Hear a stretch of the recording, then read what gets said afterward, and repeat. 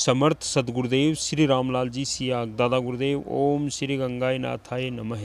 गुरु सियाग सिद्ध योग ऑटोमेटिक योग आध्यात्मिक मार्ग पर चलने के लिए आपको सबसे पहले सदगुरुदेव के श्रीमुख से वो संजीवनी मंत्र सुनना है, वो राधा कृष्ण का मंत्र सुनना है, जिसको जपने से आपका कल्याण हो जाएगा, आपके जीवन की सारी समस्या समाप्त हो जाएगी। उसके बाद आपको ज़्यादा से ज़्यादा नाम जपना है, 2 टाइम ध्यान करना है करुण प्रार्थना के साथ। आज गुरु सियाग सिद्ध योग में सदगुरुदेव के हाथों से लिखी हुई किताब है सिद्ध योग की, आगे का वीडियो देखते हैं। प्रत्यक्षानुभूति या साक्षात्कार की बात धार्मिक ग्रंथों तक ही सीमित क्यों? 28 फरवरी 1988। प्रत्यक्षानुभूति या साक्षात्कार की बात आजकल के कोई धर्माचार्य करते ही नहीं है। ईश्वर के नाम की महिमा तो खूब करते हैं, तर्कशास्त्र और शब्द जाल के आधार पर ईश्वर की नित्य नई व्याख्या करके लोगों को बौद्धिक दृष्टि से नित्य नया व्यायाम करवाते रहते हैं। इस प्रकार उलझाने वाली प्रक्रिया निरंतर चलती रहती है। ऐसी पक्की धारणा लोगों के दिलों में बैठा रखी है कि यह काम इतना कठिन है कि कई जन्मों के लगातार प्रयास से कुछ प्राप्त किया जा सकता है, एक जन्म में तो किसी प्रकार की सफलता संभव नहीं है। इस प्रकार संसार के असंख्य लोग व्यर्थ में अपना मनुष्य जीवन निर्जीव और बहिर्मुखी आराधना में नष्ट कर रहे हैं। ईश्वर के नाम में कितना चमत्कार है, इसकी व्याख्या करते हुए संत कबीर ने कहा है, नाम अमल उतरे न भाई और अमल छिन छिन छड़ई उतरे, नाम अमल दिन बढ़े सवायो। संत सदगुरुदेव नानक देव जी ने ईश्वर नाम की महिमा गाते हुए एक कदम और आगे बढ़कर कहा है, भांग धतूरा नान का उतर जाए प्रभात, नाम खुमारी नान का चढ़े रहे दिन रात। अक्सर उपयुक्त बात सत्य है तो धर्माचार्य संसार के लोगों को उस नाम खुमारी का आनंद क्यों नहीं दिला रहे हैं? या तो संत सदगुरु नानक देव जी और कबीर गलत कह गए हैं या आधुनिक गुरु सही नहीं है। दोनों में से एक सत्य है। उस परम सत्ता से जुड़े बिना न तो साक्षात्कार और प्रत्यक्षानुभूति संभव है और न ही नाम खुमारी। उस परम सत्ता का नाम साक्षात्कार हुए बिना सब झूठा है। तर्क, बुद्धि चातुर प्रदर्शन, शब्द जाल, बहिर्मुखी आराधना और अंधविश्वास उस परम सत्ता से जुड़ने में कोई सहयोग नहीं कर सकते। ये सब कृत्रिम तरीके विपरीत दिशा में ले जाते हैं। निर्जीव पदार्थ अपने आप में सजीव का भला बुरा करने की शक्ति बिल्कुल नहीं रखते हैं। केवल सजीव और चेतन शक्ति ही सब कुछ करने में सक्षम है। मेरी प्रत्यक्षानुभूति के अनुसार संसार में इस समय सात्विकता का प्राय अभाव हो चला है। तामसिक पक्ष में भी कोई प्रबल शक्तिशाली सत्ता नजर नहीं आ रही है।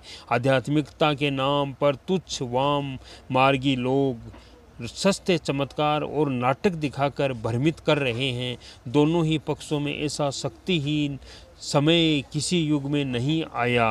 हर युग में सात्विक सत्ता का पलड़ा भारी रहा है, परंतु तामसिक पक्ष भी हर युग में सात्विक सत्ता को ललकारता रहा है। परंतु इस समय संसार की जो स्थिति है, ऐसा शून्य काल कभी नहीं आया। सात्विक शक्तियाँ मृतप्राय हो चुकी है, परंतु इसी प्रकार तामसिक शक्तियाँ भी अंतिम श्वास ले रही है।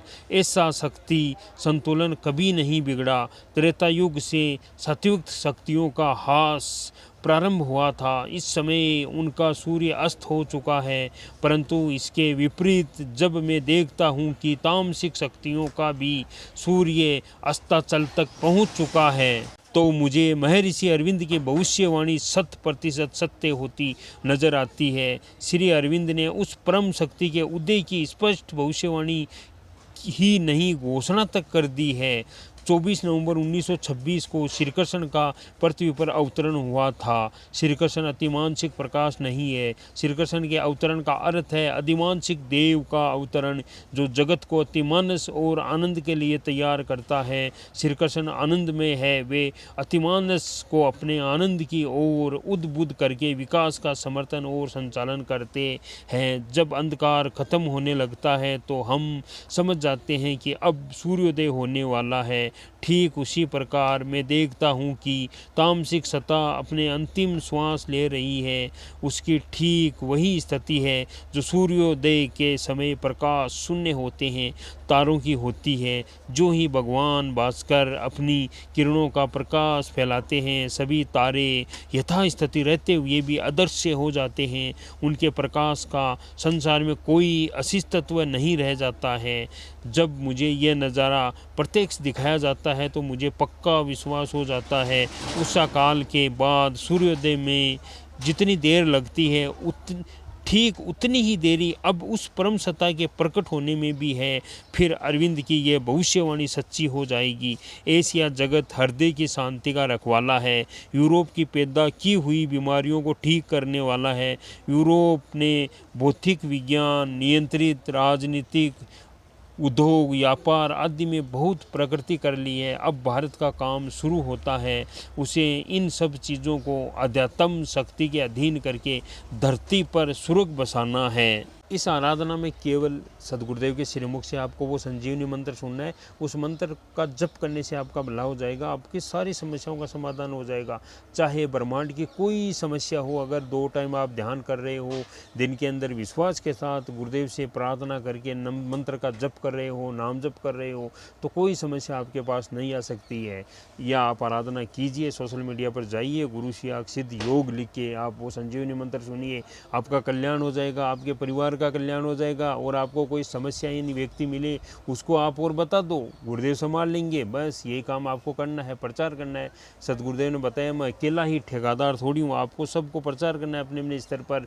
यह काम हमें करना है, अंतिम मानव जाति तक पहुँचाना है। समर्थ सदगुरुदेव श्री रामलाल जी सियाग। जय गुरुदेव जी, जय दादा गुरुदेव जी।